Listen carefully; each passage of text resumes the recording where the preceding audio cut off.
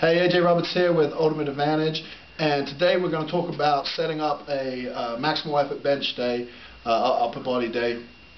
We've had a lot of questions and a few things have come up, and we just want to talk about basically the structure of the workout and why it's important to really control the assistance and the secondary exercises and beyond. So first of all, the first movement in a max effort day is going to be for the upper body. Usually it's a pressing movement.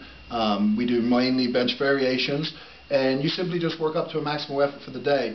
It doesn't always have to be a personal record. It depends on how your body feels. Obviously, what on the outside, what's been going on could affect that workout. So it's just a maximal effort for the day. A lot of people get caught up in numbers here, and really you need to listen to your body. And if you need to shut it down early. And also, if you hit a personal record, don't try to push it and get one or two more, unless it's an absolute smoke show. If there's if you slow down at all, bar speed compared to the previous sets, you want to shut it down, and that's important because you don't want to, turn the workout from a positive to a negative. Obviously, when you hit a personal record, that's a big achievement. It's personal records are hard to come by a lot of times, especially as you progress in your lifting career. You've been lifting for a long time, and so by taking it one more, for ego's sake, basically you can set yourself up to turn the workout around from something positive to negative, and obviously you can really mess with your mind and turn, basically the workout becomes useless. After this, we move into secondary movements, and what we've seen, and a big mistake people make, is they want to take a secondary movement and turn it into a maximal effort movement as well. The problem with this is during your maximal effort movement, during the main movement, it's a compound movement. You're activating as many muscle groups as you can, which is the idea of that. Secondary movements, assistant exercises, are there to build the weaknesses you have on that main movement. So let's say, for instance, in the bench press, most people's weakness is their elbow strength, the triceps, or the lockout power. It all comes from the elbow. And so we do a lot of extension movements. Now, if you work up to a heavy weight, what you're going to do is you're actually going to break technique down, and you're going to start activating those muscles that you don't need to activate in that movement. So you might start, board presses and extensions. When you get too heavy and you try to go, you work up to single reps, what happens is you start to roll the shoulders, and you really use a lot of shoulder movement instead of focusing on that elbow and that isolation. And obviously you turn the movement from a specific to a general, which doesn't build that muscle group. So then when you go back to the main movement, you haven't increased the weakness.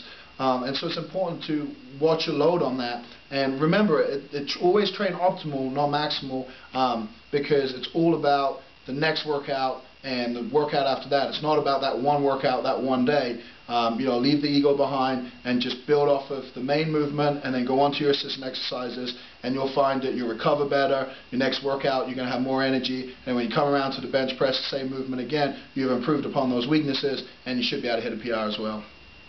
Beautiful. What are some of your favorite exercises for the second movement, Age? For me, mainly, my favorite secondary exercises are usually some form of extensions. I love dumbbell extensions. Rolling tricep dumbbells extensions allow that stretch and then really lock it out hard with the elbow. JM presses with an extra rotation at the bottom. I like to use the cambered bar for that to allow a little bit more range of motion. And really any movement that gets a great stretch and then really forces the lockout. A lot of people struggle if they have elbow pain when they do that, and a lot of times it's because they're not used to this movement. And so always start light, and as you build up strength, go over that, but don't move away from that. A lot of people just neglect those kind of exercises because they say their elbows hurt. Do what you need to do, wear elbow sleeves, put on liniment, but honestly the extensions are probably one of the most valuable exercises that are underutilized by most people out there. How many total movements would you do for a max effort workout in the bench? It really depends on the way you feel, but typically for a maximal workout, we're going to be looking at 4 to 5 movements, and of course, we start basically, we'll do the main movement, do a tricep extension, then we may go into some form of press, neutral grip press, then something for the chest, and then, you know, upper back face pulls. So the movements are not working the exact same muscle groups. We kind of, you know, full upper body workout versus just, you know, one muscle group you might see in a bodybuilding program, or you know, something that's designed to build that one muscle group. We're looking at the upper body as a whole, and you know, working that all in one day. All right, AJ. Thanks very much, buddy. Thank you.